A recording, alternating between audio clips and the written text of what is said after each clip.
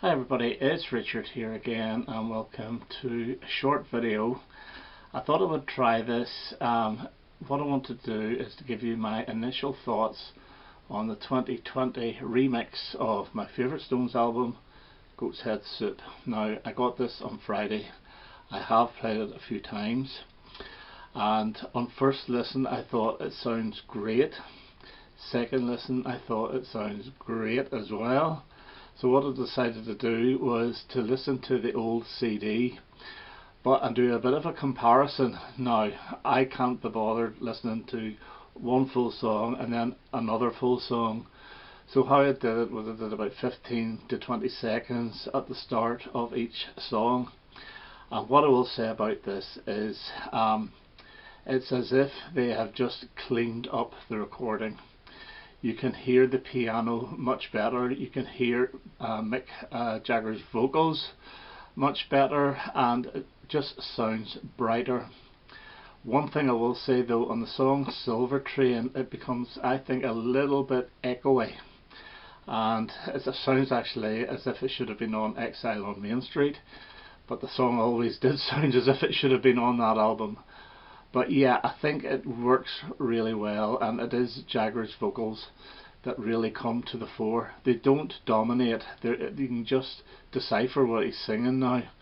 Dancing with Mr. D is the big revelation on this. I think it's excellent, and everything else is very subtly done, and I think it sounds really, really good, and it is now the go-to version for me. I'm going to get the vinyl next week. It was supposed to have been here on Friday past, but it never. Johnny, the record shop owner, he didn't get them in for some reason. No shops did apparently over here, but I'll get that next week. The second disc is the one that I was looking forward to because of the 3 outtakes, which are Crisscross, which was, I've known it as Crisscross Man. What's the other one called? Scarlet, which is the one with Jimmy Page and All the Rage. Now these are 3 excellent songs, but I'm glad they weren't on the album because I absolutely love this album and I don't think they would have actually fit very well.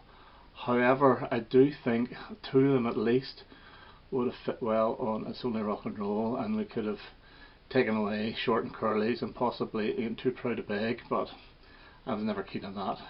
However, All the Rage is the one I hadn't heard, and it actually sounds a lot like She's So Cold from Emotional Rescue.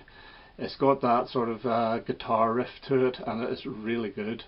Scarlet is my favourite of the lot. I think it's really catchy as hell. That could have been a single in its own right if it was worked upon a bit more, because to me these are still sort of working demos, but they're very, very good. And Crisscross Man, or Crisscross, excellent song, and it was the first one to be dropped. So it's great to have them, and it's also on a second disc. They're not tagged on to the end of the album, so the album finishes the way it should do with Star Star. You also have a couple of instrumentals like Dancing with Mr. D. You have an alternative mix of Hide Your Love, which I'm not keen on.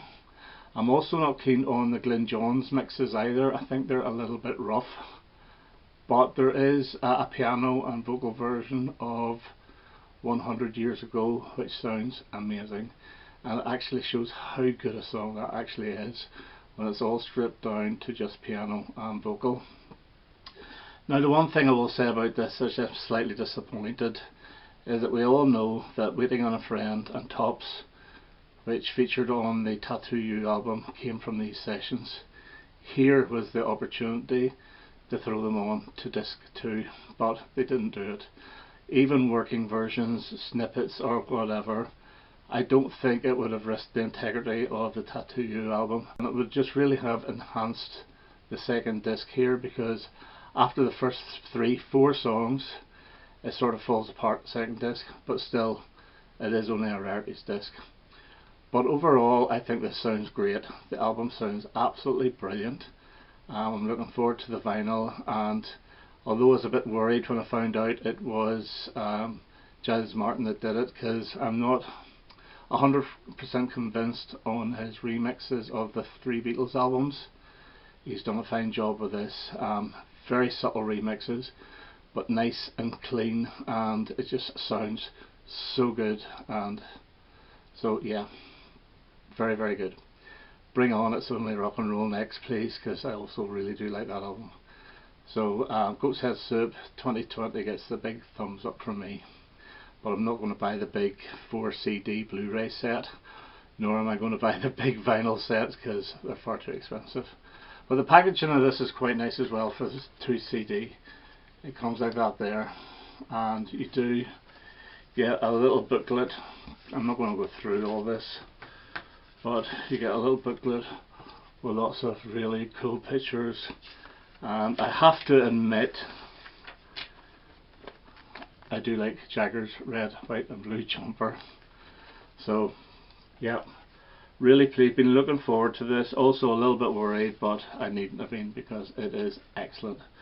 So those are my initial thoughts on Goat's Head Soup. If you're a fan of the Stones, I would get this version over any other version. It's truly good.